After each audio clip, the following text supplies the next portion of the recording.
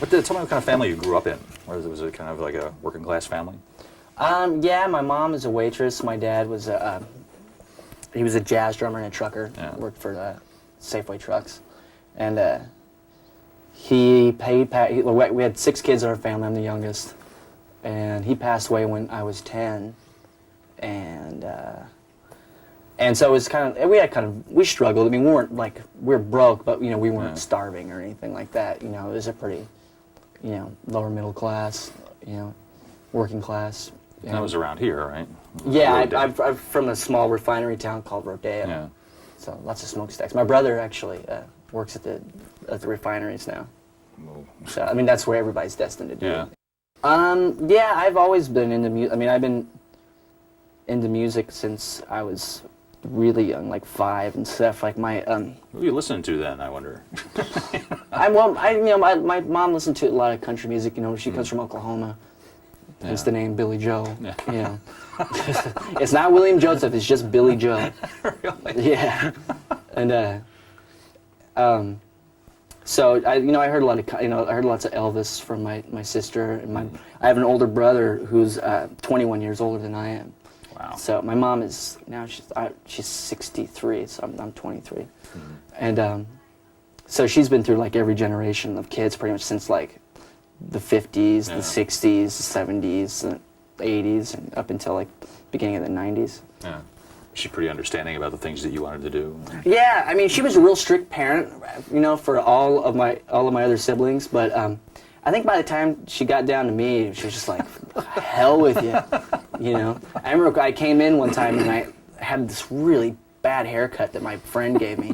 That was like, it was like shaved all back here, and then like it was shaved in the back right here, and then it was like long in the back. Nice. I came in, I go, "Hey, Mom," and she's laying in bed. She goes, "Oh, Billy Joe, no."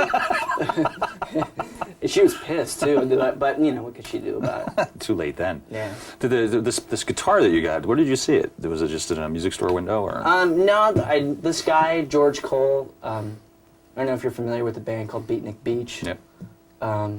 And before that, I used to belong to a guy in Big Bang Beat or something like that. It's like I don't know what the hell it is. But he had the guitar, and he was kind of teaching me how to play guitar a little bit. Basically, it wasn't like a guitar lesson because I learned how to read music. We just kind of went in like, "Did you learn anything out of the book?" "No." "Well, let's jam." Yeah. So, he taught me how to put my hands on the thing. Yeah. And What were you playing at that time? I mean, were you aspiring to play like punk stuff, or was it? Were you going for the country thing? No country. That's definitely not. I was into a lot of bad heavy metal and stuff. Well, some good heavy metal. Yeah. Yeah. I mean, I really liked like the first Van Halen record. Yeah. And, Ozzy? I was a big Ozzy fan. Yeah. I loved like Randy Rhoads and stuff like that. And I never really was a Black Sabbath fan. Yeah. But did you ever picture yourself as like one of these like fleet-fingered lead players just playing really fast? I can imagine myself. I can imagine pretty damn good, but getting there, no way. I just didn't have the patience for it. Yeah. That was my thing. It's like I never, I just didn't. And I never wanted to sing for a band ever. Really? No, I just wanted to play guitar and stuff and kind of sit in the back. But I don't know. I think Mike kind of at one point just told me I didn't have a choice. He's gonna kick my ass. Were you writing stuff at this period too? Well, the first song I wrote is a song called "Why Do You Want Him?"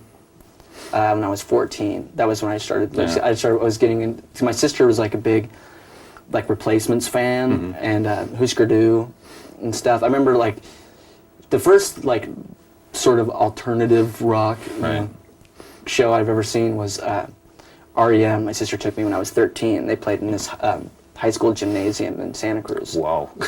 So, and I was like, "Oh, REM, they're not metal, dude," and so, and I went, and it was like, and the 3 o'clock opened up for them. Oh, wow. And it was like a religious experience for me. It was like, they say every 7 years there's certain moments that change your life. Yeah. I think that was definitely one of them. I just it wasn't so much the music or the band, but it was just like the whole atmosphere. And I just remember watching like Peter Buck was like, he was playing. he was playing this Rickman, like the monitors or the PA system was really bad or something. So he was like strumming on his guitar really hard. Everybody already walked off stage, and he was just going, just hammering on it. And then finally, he just takes this Rickenbacker and just swings it in the air and just smashes on the ground. And I was like, yeah! That was like the greatest thing I've ever seen in my life, because it was anger. It was straight up aggression, you know. And, I mean, REM isn't quite the aggressive kind of band, but you know, at that time they were. Yeah, it was. I was impressed. I was 13. You know. What were the beginnings of the band like? What did you start out playing? Did you realize you wanted to write original stuff at first, or? We started, you know, me and Billy wrote our first song together in like 1986. Yeah, No, 87. What was it? My freshman year. Was it Strangeland? Or no, it wasn't Strangeland. It was Best Thing in Town. Oh. A song called Best Thing in Town. Is it like a love song? Or? No, it's Come along, let's go for a ride. Come along and do the other side. Just best thing in town, you know. Not a girl's best thing in town. There's nothing to do where you're at, you know, type of thing. And, you know, they're all on tape. They're all on CDs and stuff. Yeah. Or, you know, a lot of songs we wrote back then aren't on CDs and stuff. But those are just, you know, chord changes now. Yeah. You know, it's funny. They're not even songs anymore. Did you look at this as something you could go ahead and pursue for like years? I didn't think we had any future in this. It was really fun for a long time. We just play anywhere and everywhere was our motto. Our old drummer had a VW bus and he could drive, you know, and so it was anywhere and everywhere was the motto. Yeah. And we just went.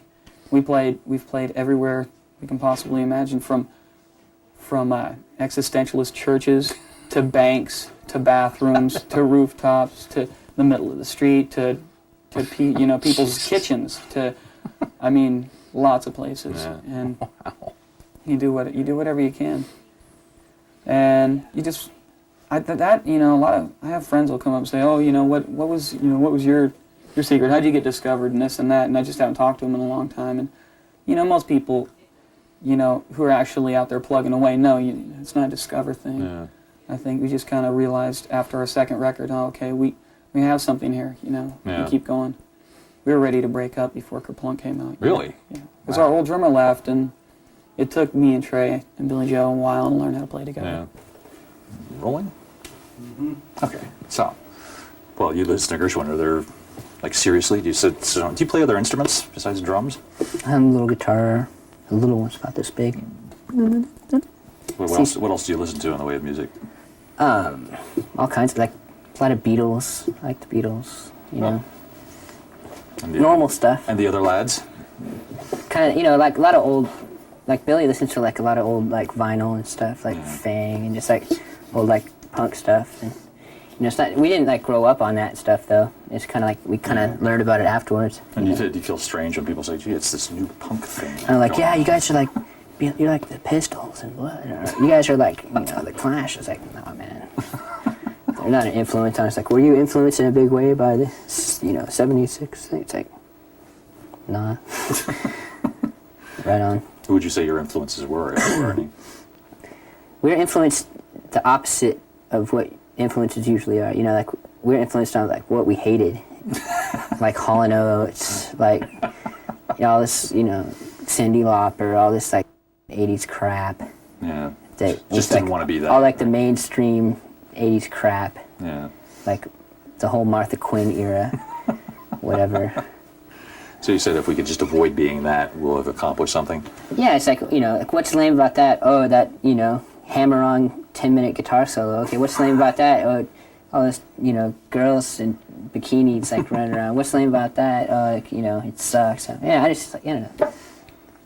Do you Just know what sucks. Do you think we live at a better age now? Do you think people are more attuned I to don't these know, things? that hole in the ozone's the size of Europe now, and I don't think it was back then, but Well, we're still walking around, though. yeah. This is the last couple of years that we'll be able to walk around without sunscreen, you know. Enjoy it. That's a very upbeat way of looking at it. Okay, Kelly? Well, obviously you're concerned about the ozone and stuff in the future, because you have a daughter. Has that See, what's that's that a good done to segue. change? What, having a daughter? Yeah. Well, it's like, you know, it makes me, I mean, I don't think I would be as, like, you know, concerned about, you know, the future if I didn't have some offspring. Forget I said that word, offspring. We'll just leave that out. if I didn't have a child, you know, I wouldn't care so much about what was going to happen. I'm starting to like make friends with some like, you know, other parents and stuff too. You know? Are they surprised to find that you're a down-to-earth guy and not some wild rock and roll guy? No, yeah. I'm not down to earth. Well, no, I'm I didn't mean that as a Pretty slur. wild guy. Let me tell you. I let my hair down sometimes. Do you think you'll be fixing this room up a little bit, or What's wrong with it? the heat? The heat. If it wouldn't be so hot if you didn't have all these dumb lights. And I'll blame it on us. Okay, I think that's good for me. Do you have any more questions, Kelly? No, no. I think you can go. Thank you.